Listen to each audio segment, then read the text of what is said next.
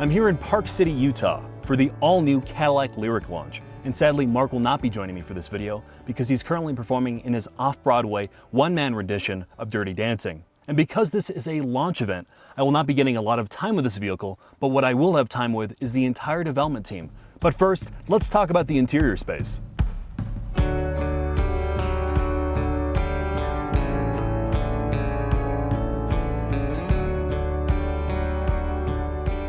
I'm going to briefly walk you through the cabin space of the all-new Cadillac Lyriq. This is a very important product for Cadillac because this is essentially the relaunch of the brand. Cadillac moving forward is going to only introduce EV vehicles, and this is the first dedicated EV they've ever built. The cabin space of this vehicle is a space that they've attempted to pay a lot of attention to. And for the most part, they've removed the vehicle from its Uber car, retirement home roots. The interior feels fairly expensive for $60,000. Everything you touch has a reasonable sense of quality. The cabin space is remarkably quiet, and they did a good job keeping the dash nice and low. So while you're driving this vehicle, you're sitting in it, whether you're in the back seat or the front, there's a good sense of airiness to the cabin. There's a lot of glass in this vehicle. The seats themselves in this car are heated and cooled and massaging. They are surprisingly comfortable, and there's a good range of adjustment. When you get in the rear, you can be a full-size adult, and the trunk space is pretty good. They've taken advantage of the fact that there's no trans tunnel in this vehicle, so you have a nice storage nook in the center area, including basically relocated glove box thing in the center. The control structure of this vehicle is a good mix of touch and physical. Thankfully, unlike many of its EV counterparts, it's maintained all physical controls for the HVAC system. The infotainment is running a variation of Android or Google Automotive, and it's built into a giant LCD panel that's wraparound. It's fairly well integrated into the dash, and unlike the Escalade variant where you've seen this design sort of in the past, it's not OLED, and it's a single giant screen. What they've done well with the display is it offers you a lot of customization. So you can either minimize the amount of information presented to you or inundate yourself with all the screens humanly possible. The infotainment is powering an AKG audio system. Really, it's my only sort of negative of this cabin. Compared to many of the higher-end audio systems from companies like Acura or even BMW, I don't think the AKG sounds that great.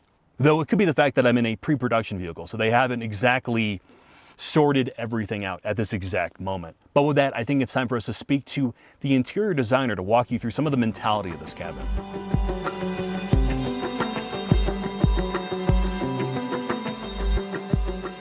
So look, you've heard me ramble about this interior so far, and honestly, I don't know anything. So I'm going to talk to someone who has a much stronger beard than I have, who actually designed the cabin space of this vehicle. So sir, tell the audience who you are and what you do for Cadillac. Hello, my name's Tristan Murphy. I'm the interior design manager for the Cadillac Lyriq interior here. I led a small team of designers and kind of recreating what this Cadillac experience was going to be for the future. You've done a really good job in this cabin, not making it feel particularly gimmicky. A lot of your competitors in the premium EV space have leaned a little bit too heavy on future for future's sake, technology for technology's sake, Yep. actual versus actual usability. I will say I really like the fact that you have both a mix of physical and touch controls. Everything for the most part seems pretty traditional. How, from a design perspective, did you avoid leaning into hyper gimmicky things? Well, I think it was one. I mean, it's kind of taking things seriously from the beginning, right? And we talked very much about how important this vehicle was for Cadillac and kind of reestablishing what that experience was going to be. And you kind of mentioned the blend or the mix of soft controls versus hard controls, soft being in the screen, hard being the physical switch gear that you have.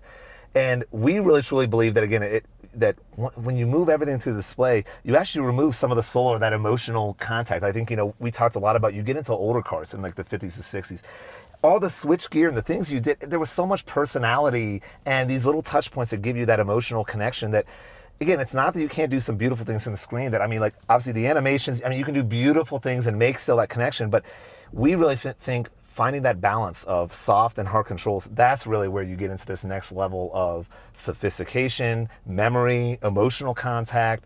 It gives you that idea or that the ability to really create personality with even like a simple control that articulates your events here, right? It's an experience. It's something that isn't gonna, whether you think about it or not, it's leaving an imprint on what it was like experiencing these controls here. Well, I'm here in Park City with an engineer who looks a lot better than me. So I'm going to have him introduce himself, and then we're going to walk you through what this vehicle is, kind of tip to tail. Hi, I'm Craig Weddle. I'm the Vehicle Performance Manager on the Lyriq. My team is responsible for all the total vehicle integration, and we do all the tuning on the vehicle that really kind of gives it its character. The noise and vibration, the ride and handling, the steering feel, just really the character of the vehicle. So let's start bottom up. Let's start with the platform. This is obviously the first time this EV platform's ever been used, so can you walk me through what it's called and then how the suspension subsystems kind of are integrated? Yeah, absolutely. So it's built off the Ultium platform, right? So we've had a lot of discussion about Ultium coming. It's our in-house res or battery pack, our in-house drive units. Right now in the vehicle we're sitting in, it's rear-wheel drive with a rear drive unit. Later we'll have the all-wheel drive. We'll have a rear drive unit and a front drive unit. All Ultium based off the same battery pack that's integral to the overall body structure and has given us a really stiff body structure that then, as you mentioned, the chassis integration allows the front suspension and the rear suspension to work, right? The stiffer your body is, the more that suspension can work. And we've mated it up with a 5-link front and a 5-link rear. Everything in the suspension and the chassis and in the body structure are springs in series, right? So by making this body structure very stiff, that allows us more tuning flexibility with all those bushings, allows us to get more of that ride comfort. And interestingly, for our vehicle at least, not only do we lower the CG, but we get that 50-50 weight distribution front to rear, right? That coveted 50-50 weight distribution, right? We get that in our rear-wheel drive model. So lower CG, better body structure, better weight distribution, all adds up to great ride and handling. I'm here in front of the battery pack with Tim. Tim has much higher T levels than I have, but more importantly, he is probably the foremost expert on battery technology for General Motors. At least that's what I was told. I'll try to live up to that. I'll do my best, I've oversold you, maybe. Yeah, is all fair I got point. to say, yeah. So walk me through this architecture, because this is the big story, right? There's two elements of it, right? There's the suspension architecture, which is one thing, and then there's the battery technology. So walk me through the battery tech and how that's modular and bottom up, I guess. Yeah, so the bottom up, the way I like to describe it is everything matters, okay? You start with the electrodes inside the battery cell. We've got the longest life electrodes and the highest energy density. And they're LG Chem made, correct? They're a partnership between GM and LG Chem, where it's a GM Ultium unique battery cell. And so if you look at what happens with the actual battery cell, you get all that electrode and you want to treat it very uniformly throughout the life of the car. So we stack them together where we put 24 cells into a cell module assembly. And then those cell module assemblies get assembled into this structural battery pack. And so I'm going to jump around on you a little bit now because I just gave you the overview. Now I'm going to go back inside the cell. Our cell was specifically designed for crossovers and optimization with SUVs. And so if you look at the height of the cell, it's about 110 millimeters, and then the length of it is about 580. And you can kind of imagine on this pack right here, you've got the height right here with the cell, and then 2 cells will span the cross car. And with that fundamental geometry, you now can make short wheelbase, long wheelbase, all have the same characteristic and run that cell flat out at the plant for maximum quality. So it could be in a small vehicle all the way up to your Hummer, correct? Correct. And if you look at the Lyriq right here, we basically have 288 cells in it. And that makes the Lyriq be the incredible car that it is. When you go to the Hummer, it's basically twice, 576. And everything that you have with the cell integrated with the structural pack is just doubled, because instead of this structure, you have something more like the George Washington Bridge, where it all comes together with the right steel in the right place and it runs the Hummer. So the battery tech, and this kind gentleman walked me through a presentation before we started filming this. You mentioned how the idea is in the future, as chemistry improves, this cell technology will also be modular as well, correct? Yeah, when you think about what's happening in automotive, in 2016 we came out with a very affordable practical Bolt EV. And that chemistry was great for the time. Now here in 2022, we basically reduced some of the problem elements in there. Cobalt is down by 70%. We've got a format specifically designed for the car, and we reduced the cost down 40%. But we're just getting going.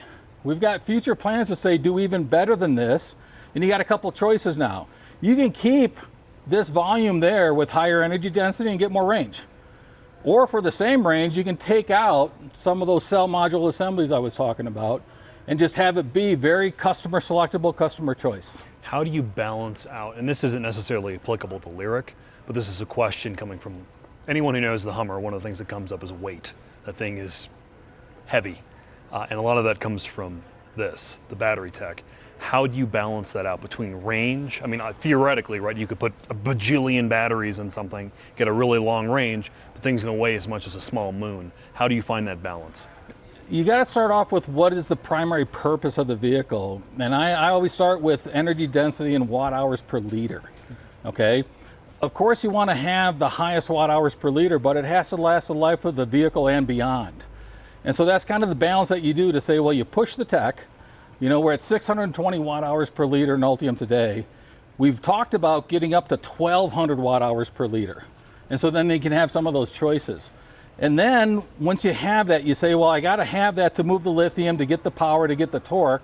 How do I integrate it with the chassis so that I can have all that structure work together at a minimum weight factor? But basically, you're very correct, right? The fundamental energy and the fundamental weight is what you always want to push on the electrode technology.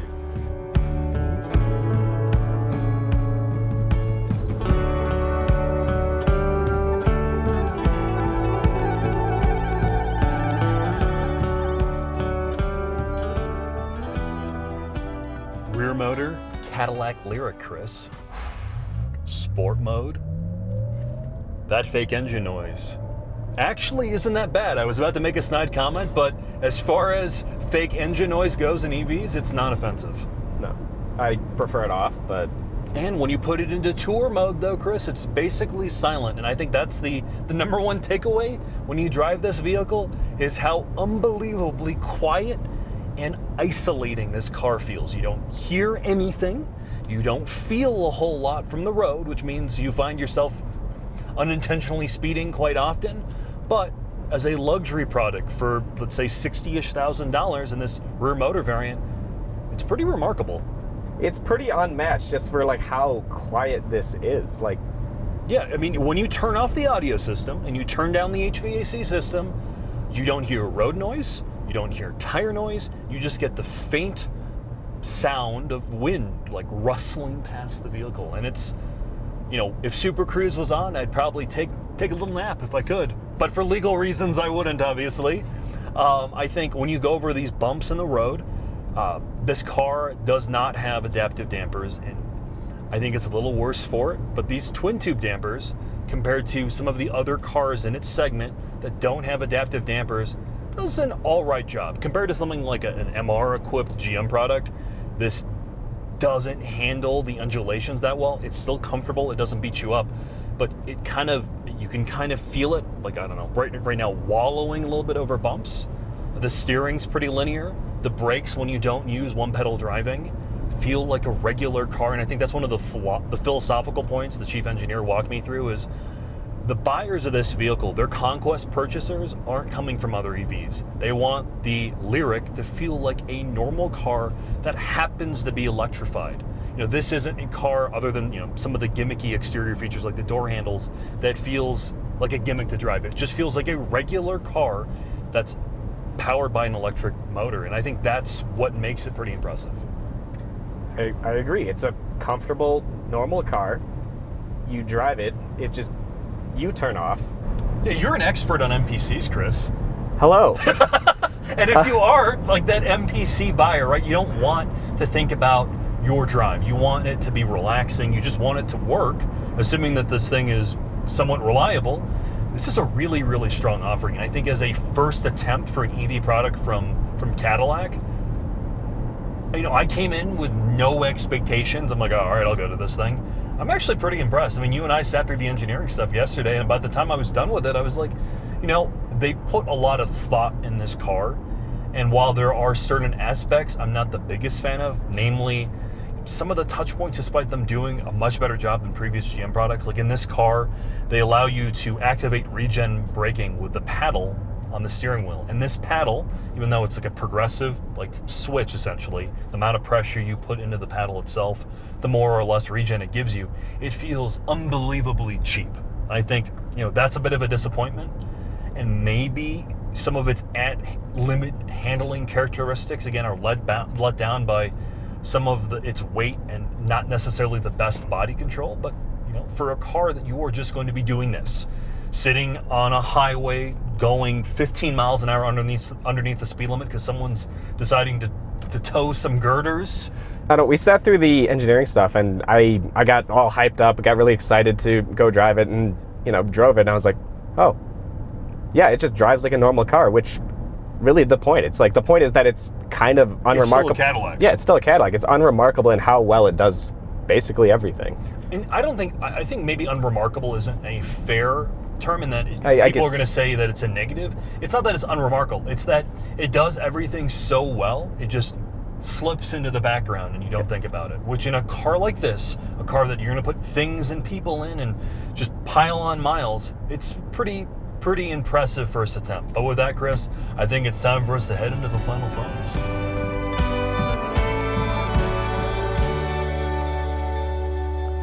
Final thoughts on the Cadillac Lyriq, and I wanted to say this first. Huge thanks to the entire Cadillac team, specifically the engineers. I spent a lot of time with Jamie Brewer, who sadly I did not put on camera, but she is the executive chief engineer and she's very passionate about this product. So in our future, in the shop video with the car, we are going to be giving you the most in-depth technical breakdown on this vehicle humanly possible.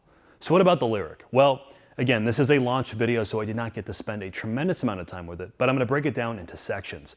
As a car, and again, Jamie's philosophy about this product is she was designing a vehicle that happened to be electric versus a gimmicky electric car that was unfortunately a passenger vehicle. It had to be a SUV first, and as a car, it is excellent. The chassis tuning is sublime. It really does feel like a refined product. It is one of the quietest cars I've ever been in, bar none. From an interior perspective, I think Cadillac has done a very good job distancing itself from the yesteryear products where their interiors were definitely subpar. The driving dynamics, specifically the electric tuning of the single rear motor, was excellent. It felt very natural to drive. The steering was good, and the brake calibration was actually excellent. And the fact that you can toggle your brake regen via a paddle on the wheel was actually very, very nice. So what are the cons?